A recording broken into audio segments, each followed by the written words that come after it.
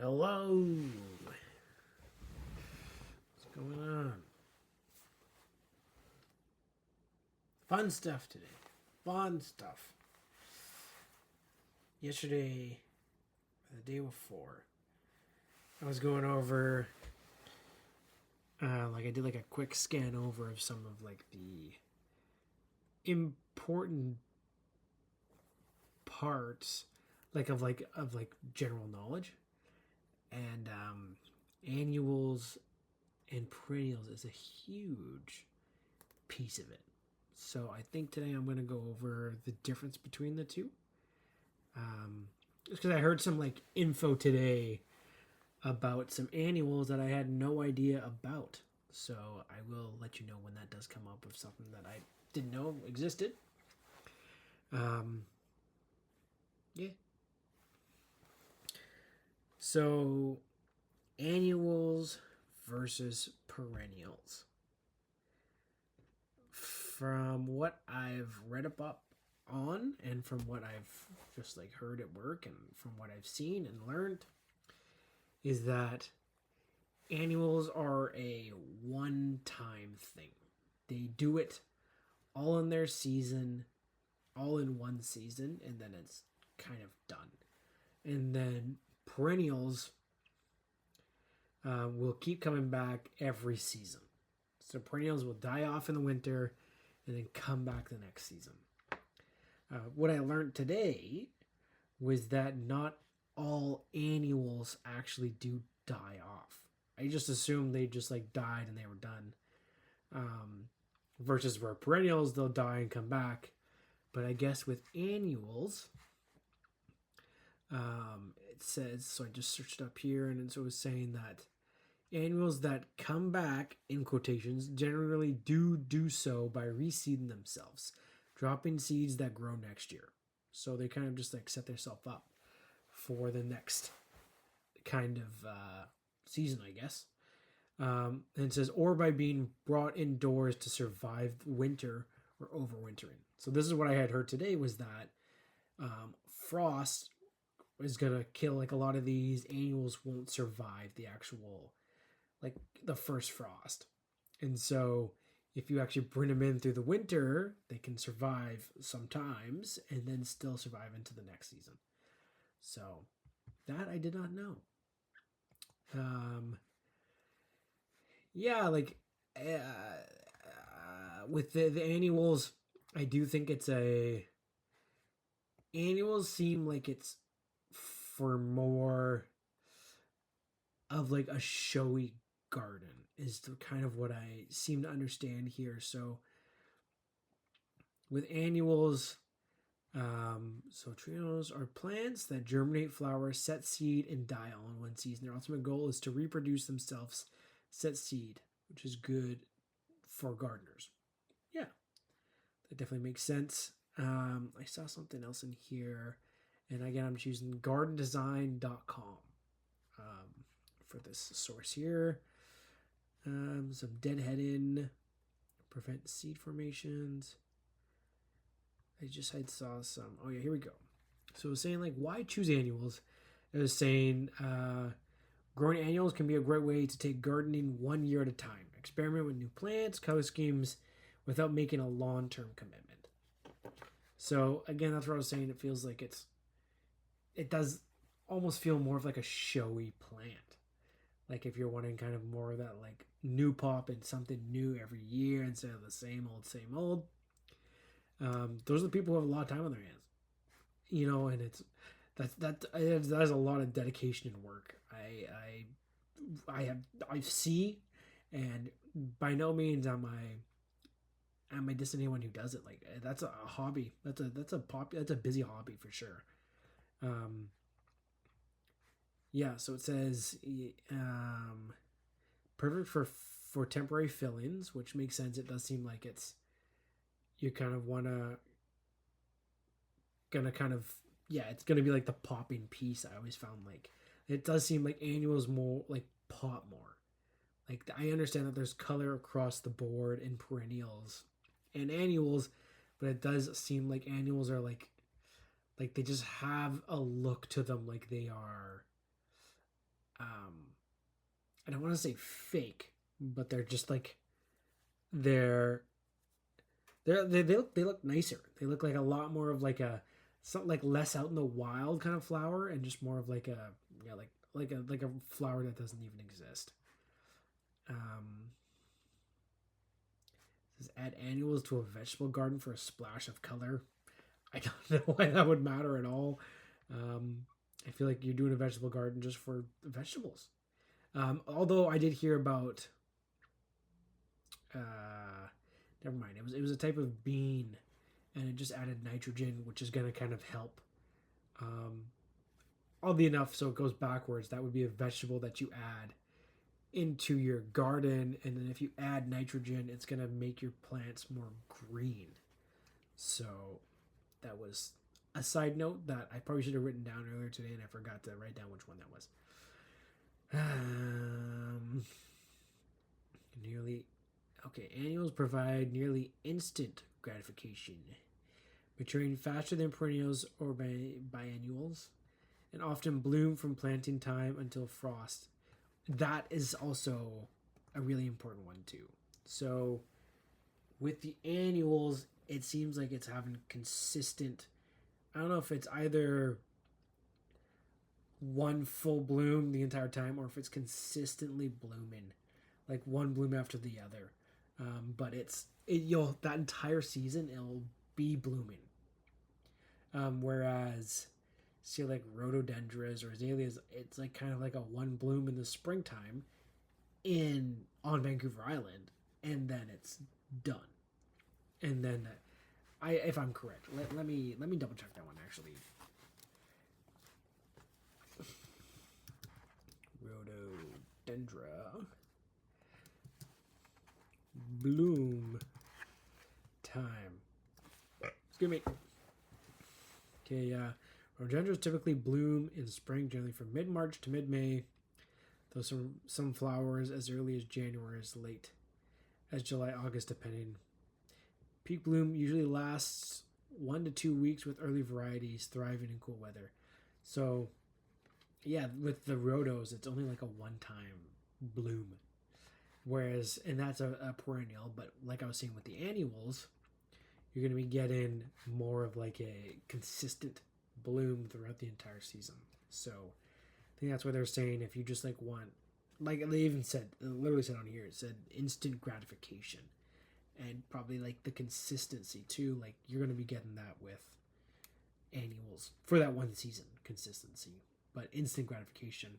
If you want to be like a little heroin addict, you're going to get your fix on those annuals. Yeah, put all the energy into into the flowers. I don't know much about annuals. I definitely work more. I see more perennials, and perennials are definitely a little bit more popular, I find. I'm definitely more of a fan of perennials because, again, it's so opposite of what we've just said now. Perennials are like a long-term thing. Like they can last a while. It's going to take a while for it to bloom. So even if you're like setting something, most stuff is early. I'm thinking of like vegetables where sometimes it might take like a season or two for it to actually bloom, but most of these will take like a season, if not the next, and then you'll start seeing some bloomage. But these will last. These will, once it's like properly set, will continue to come back every season without doing pretty much any work other than just making sure you keep it alive. Let's see what they had said here.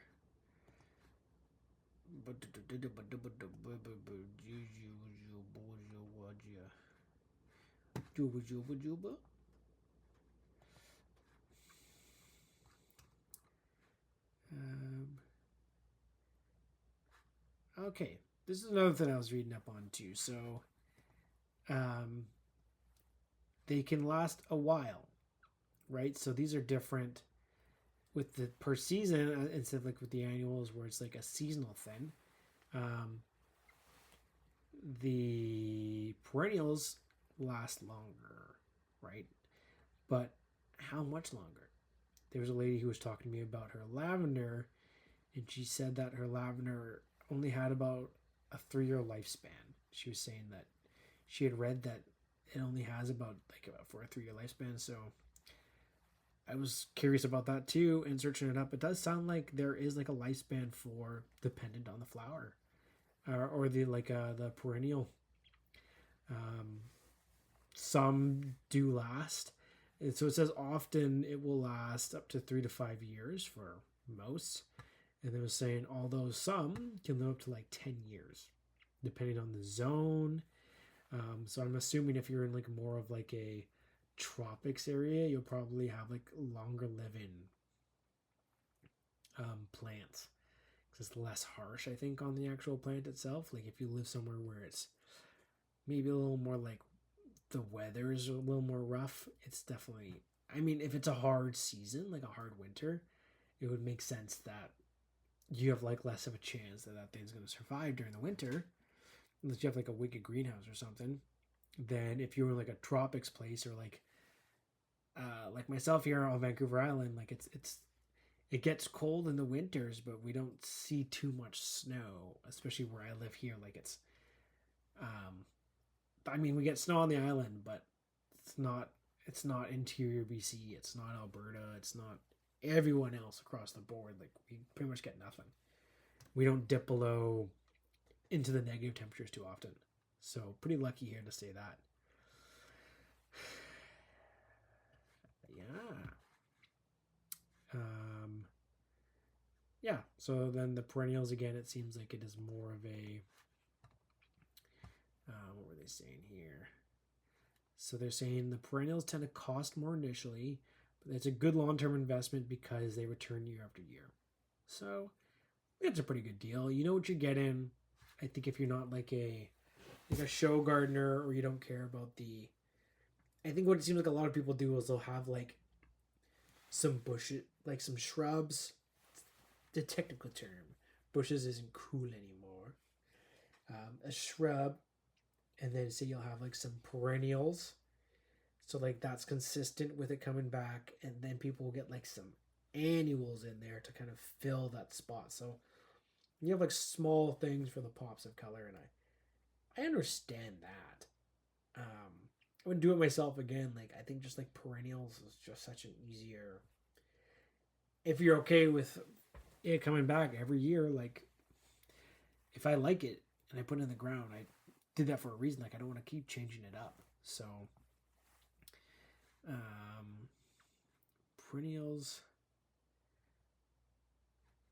Oh yeah, it can be propagated. Most perennials require less water once established, which can be especially advantageous. I feel like I said that wrong.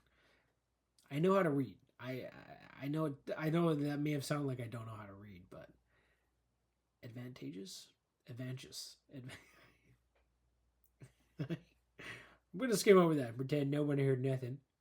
For those who garden in drought-prone areas and want to reduce their water consumption. Good. It's good to know. Look at that.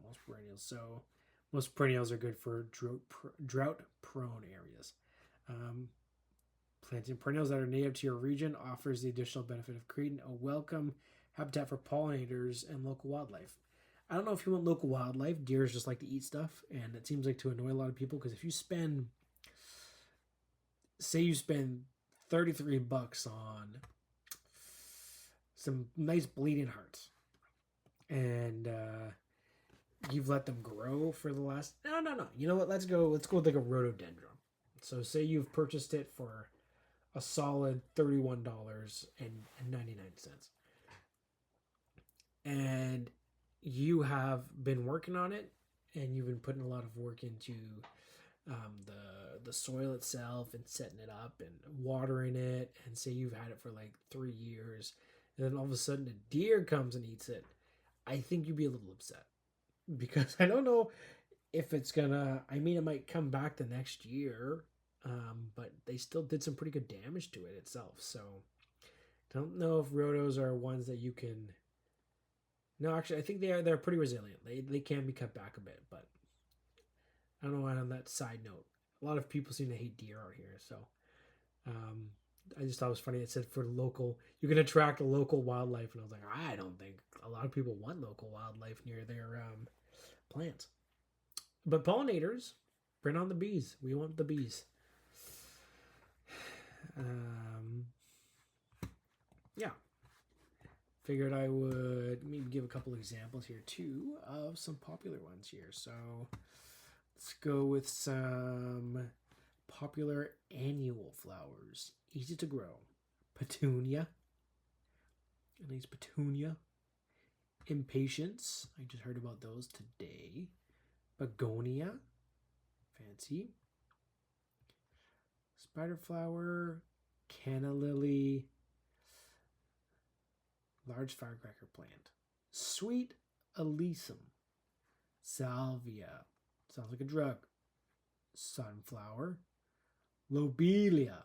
That sounds like a disease. Again, I'm not too sure. I don't know much about annual flowers. So I can't even say seeing these. I'm like, oh, I think I've seen these before. They look like flowers to me. Yeah, they look nice. They definitely have the color. They definitely have the pop. And like I said, I feel like annuals sometimes look a little less real. You know, like they look good.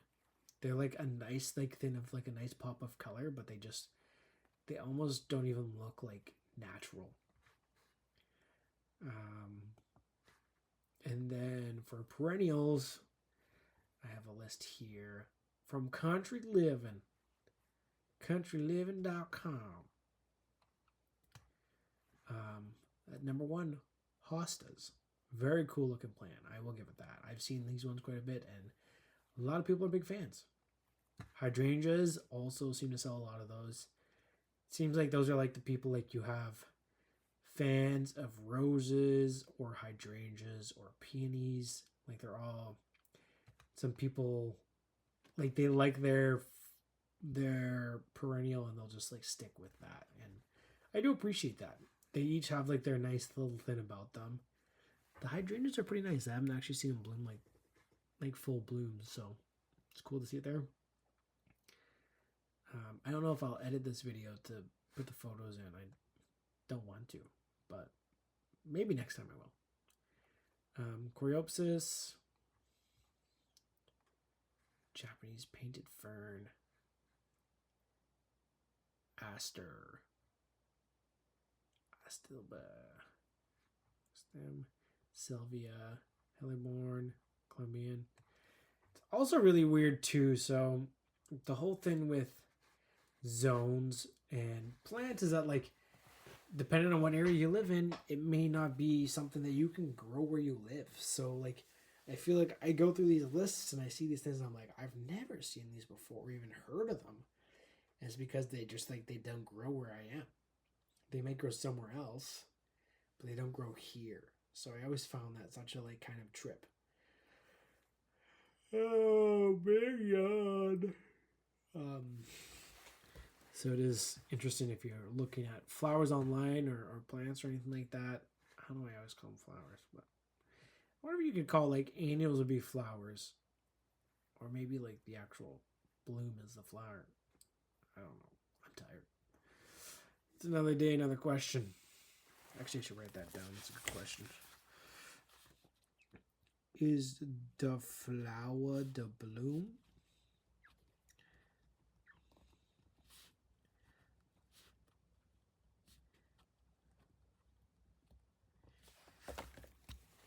Earth goes spin spin round sun. Lavender. Yep. But yeah, no, it is weird because you'll see some of these and then you may not grow where you live, and so it may not exist, or even sometimes the name of the plant is different for something else. Like they might have heard it. Say if they're like from England or something might be a different name over here than it is over there. But sometimes they might share the same word. Like, I've had people come in where this one lady was looking for something, and I forget what the word was, like what she was looking for, and what she was saying was like what she was saying the botanical name, but the botanical name here was like a weed. But in England, I guess, was a popular flower. So she was pretty frustrated, and we were just kind of like, I don't know, if you want the weed, I'm pretty sure you can just go find it on the ground. I don't know if she ever found it. Anywho, I'm tired. I'm gonna go to sleep now. Maybe watch The Boys. I'm not too sure. But thank you for joining in. Hopefully you learned something about annuals versus perennials, and I shall see you next time. Ciao.